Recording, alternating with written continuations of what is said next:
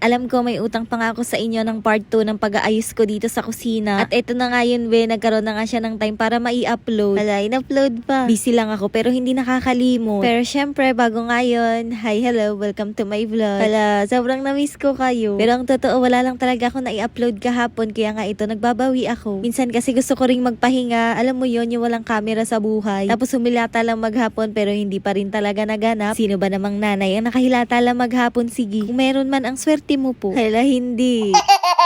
O siya, ayan, after ko nga makapag-ayos sa may kusina, dito naman ako sa kabilang side. Dahil simula nag-ayos nga kami ng kisame, hindi na talaga nalagyan ng kurtina tong CR namin. Kaya nga ito, bago ko simula ng lahat dito, nilagyan ko na nga muna ng kurtina para kahit papano umaliwalas. Hayaan nyo sa susunod, hindi na yan di kurtina. Di sliding door na yan. Yabang. Sa mga hindi nakapanood ng part 1 ng pag-aayos ko nga dito sa kusina, pinagpalit ko nga yung metal rack ko, yung malaki nilagay ko dun sa may bandang kusina. Tapos itong maliit dito ko naman nilagay sa tabi ng Durabox. Dun sana siya maganda sa may bandang CR, yun nga lang, wala nang pagpupwestuhan yung galon ng mineral water namin, kaya nga dito na lang siya. O diba, sa sobrang daming gamit, hindi na alam kung paano niya paaayusin. Nakapagbawas na ako niyan, ha. Bali yung mga gamit na hindi ko talaga nagagamit, inilagay ko na sa sala dahil bala ko na yung ibenta. Alam nyo na, pandagdag din sa small business. Alam nyo yun, kaysa masira na lang sa taguan, why not gawin na lang pera. Tapos yung pinagbentahan, gawin ulit pera. O diba, ganun dapat yung mindset. Kumbaga yung mga pinagbentahan, ilaan sa pwede rin pagkakitaan para nga kahit papano umiikot yung pera. Hindi puro gamit na lang yung umiikot sa loob ng bahay. Ala, hindi.